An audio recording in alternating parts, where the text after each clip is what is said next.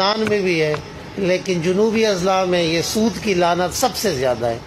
ہر بڑا سفید پوش جو خود کو بہت بڑا کہتا ہے وہ سب سے بڑا کاروبار کرنے والا ہے سود کا، اور یہ ایک ایسی لعنت ہے۔ کلیپنگ بالکل نہ کرے، کوئی سیاسی جلسہ نہیں ہے۔ میں نے کہا میں بڑا عوامی آدمی ہوں، کھل کے بات کریں گے، آپ کی بھی سنوں گا، میری بھی سنتے جائیں۔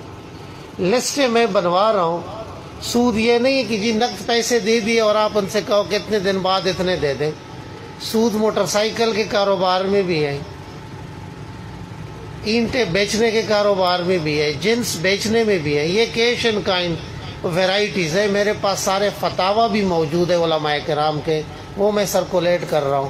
یہ میرے دونوں اضلاع کی ڈی پی اوز کی نالائکی کی انتہائی بشمول ایس ایچ اوز۔ ہر میٹنگ میں بڑی سختی سے کہہ چکا ہوں کہ آپ اس سود کا جو ایکٹ پاس ہوا ہے صوبائی اسمبلی میں، اس میں ایس ایچ او کو یہ حق حاصل ہے کہ وہ خود مدعی بن جائے۔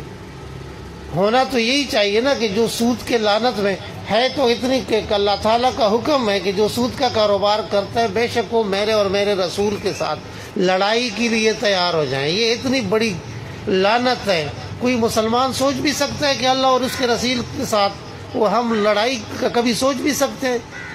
اور کلمہ بھی پڑھتے، نماز بھی پڑھتے۔ یہ نماز میری طرف سے میں آپ کو کہہ دیتا ہوں کچھ بھی نہیں قبول ہوتا، سارے حرام کی کمائی کر رہے ہو۔ اگر مرو گے تو کتے کی موت مرو گے۔ تو اس بیماری سے اگر جو سن رہے ہیں وہ سن لیں اور لوگوں کو پہنچا دیں، اس کاروبار سے بچ کے رہیں۔ اگر کوئی ڈاؤٹ ہے آپ لوگوں کو کہ سود یہ ہے یا نہیں ہے، منافع بخش ہے، تو علماء کرام سے تنہائی میں علیحدگی میں یہ مسئلہ پوچھ لے کہ جو کاروبار میں کر رہا ہوں یہ واقعی سود کا تو نہیں ہے، پھر بھی توبہ طائب ہو جائیں۔ ورنہ اس کے بعد 1 جنوری کے بعد میں کل کے آرڈر کر لوں گا، ایس ایچ او مدعی ہوگا، آپ جیل بھی جائیں گے۔ آپ کے بچے کسی کو منہ بھی دکھا نہیں سکیں گے جب پوچھیں گے کہ جی